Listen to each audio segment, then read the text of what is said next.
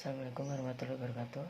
Saya Farel Haikal Maulana dari Ilmu Politik tahun 2017 dengan NPM 173507012. Saya akan sedikit menjelaskan mengenai tugas yang diberikan oleh mata kuliah studi demokrasi, yaitu mengenai pendidikan politik. Oke, langsung saja. Pendidikan politik yaitu adalah proses pembelajaran dan pemahaman tentang hak, kewajiban dan tanggung jawab setiap warga negara dalam kehidupan berbangsa dan bernegara. Jika dikaitkan dengan partai politik, pendidikan politik bisa diartikan sebagai usaha sadar dan tersistematis dalam mentransformasikan segala sesuatu yang berkenaan dengan perjuangan partai politik tersebut kepada masanya agar mereka sadar akan peran dan fungsi serta hak dan kewajibannya sebagai manusia atau warga negara.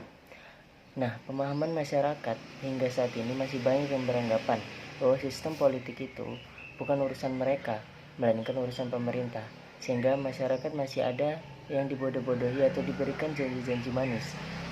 Dalam realitanya atau penerapannya tidak sesuai dengan yang telah dijanjikan ketika sudah berhasil duduk di kursi DPR ataupun yang lain sebagainya. Nah, untuk mencegah hal-hal yang tidak diinginkan kembali terulang, sehingga diberikanlah pendidikan politik kepada masyarakat oleh parpol di berbagai provinsi dan kabupaten atau kota di Indonesia. Sudah saatnya pendidikan politik bagi masyarakat dalam segala kalangan usia diwujudkan dalam kegiatan yang nyata, bukan hanya tertera pada UU partai politik ataupun menjadi program-program di atas kertas tanpa realisasi bagi partai politik. Nah, pengembangan pendidikan politik masyarakat sebagai bagian pendidikan politik yang merupakan rangkaian usaha untuk meningkatkan dan memantapkan kesadaran politik dan kenegaraan guna menunjang kelestarian Pancasila dan UUD 1945 sebagai budaya politik bangsa. Pendidikan politik juga merupakan konsep bagian dari proses perubahan kehidupan politik yang sedang dilakukan dewasa ini dalam rangka usaha menciptakan suatu sistem politik yang benar-benar demokratis, stabil, efektif, dan efisien. Nah, oleh karena itu, memilih bukan kesadaran sendiri, tetapi mengikuti pilihan tokohnya. Pendidikan politik ini berfungsi untuk memberikan isi dan arah serta pengertian kepada proses penghayatan nilai-nilai yang sedang berlangsung.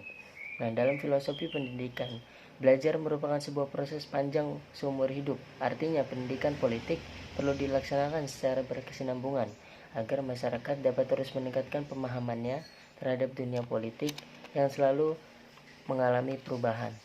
Oke, demikian saja penjelasan saya mengenai pendidikan politik. Kurang lebih mohon maaf. Wassalamualaikum warahmatullahi wabarakatuh. Tapi mengikuti pilihan tokohnya, pendidikan politik ini berfungsi untuk memberikan isi dan arah serta pengertian kepada proses penghayatan nilai-nilai yang sedang berlangsung. Nah, dalam filosofi pendidikan, belajar merupakan sebuah proses panjang seumur hidup. Artinya, pendidikan politik perlu dilaksanakan secara berkesinambungan agar masyarakat dapat terus meningkatkan pemahamannya terhadap dunia politik yang selalu mengalami perubahan. Oke, demikian saja penjelasan saya mengenai pendidikan politik. Kurang lebih mohon maaf. Wassalamualaikum warahmatullahi wabarakatuh. Assalamualaikum warahmatullahi wabarakatuh. Baik, di sini saya akan mempresentasikan tentang kritik. Di alam demokrasi, manusia hidup sebagai makhluk sosial, meminjam istilah Aristoteles, zoon political. Manusia hidup berdampingan dengan manusia yang lain. Manusia tidak bisa hidup tanpa bantuan manusia lain. Di samping saling membutuhkan satu sama lain, manusia juga hidup dalam kritik.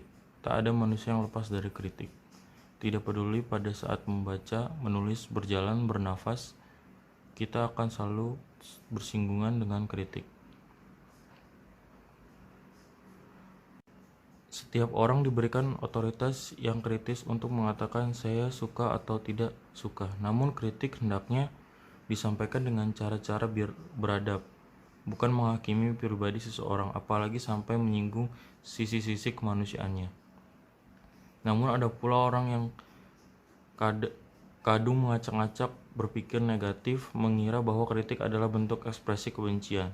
Kritik itu lahir sebagai bahan evaluasi. Kritik lahir sebagai apresiasi dengan analisis yang logis dan argumentatif untuk penafsiran sesuatu. dalam perpolitikan, misalnya politik hadir sebagai bahan masukan dan pembelajaran untuk pembaruan kebijakan.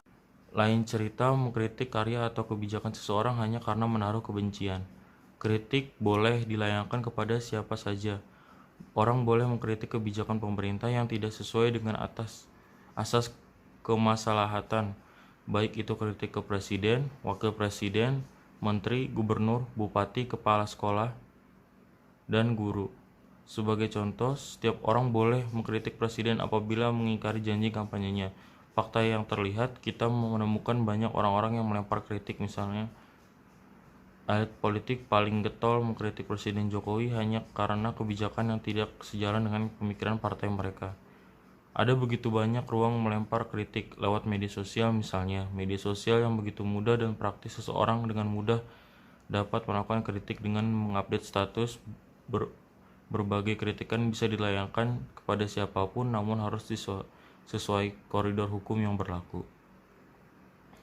Seseorang boleh mengkritik sebuah kebijakan yang dinilai tidak memenuhi kebutuhan publik. Seseorang konsumen boleh mengkritik perusahaan karena produk yang mereka jual tidak sesuai harga atau bermasalah.